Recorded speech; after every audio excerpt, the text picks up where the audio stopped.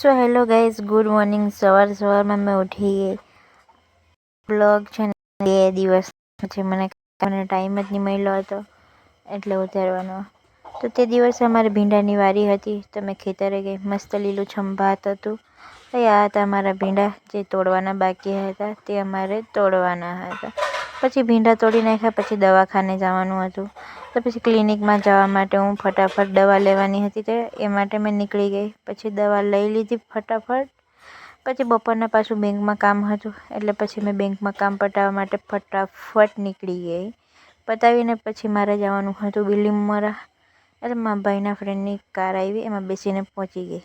પછી મેં ઘરે પહોંચી ગઈ પાછી ફટાફટ. પછી સાંજે કંટાળો આવતો હતો એટલે રોજનું આપણે બેસવાનું એમાં કાકાના ઘરે બેસી ગઈ. પછી બીજા દિવસે સવારમાં મારે નવસારી જવાનું હતું તો ફટાફટ રેડી થઈને મેં નીકળી ગઈ નવસારી જવા માટે. રસ્તામાં એટલો કંટાળો આવે ને જવાનો, પણ શું કરે, જવું જ પડે, કામ હોય એટલે. ફટાફટ નવસારી પણ પહોંચી ગયા. પછી નવસારીથી કામ પતાવીને પછી ભૂખ લાગી હતી તો બીલીમોરા મદ્રાસ ઢોસામાં ઢોસા ખાઈ લીધા.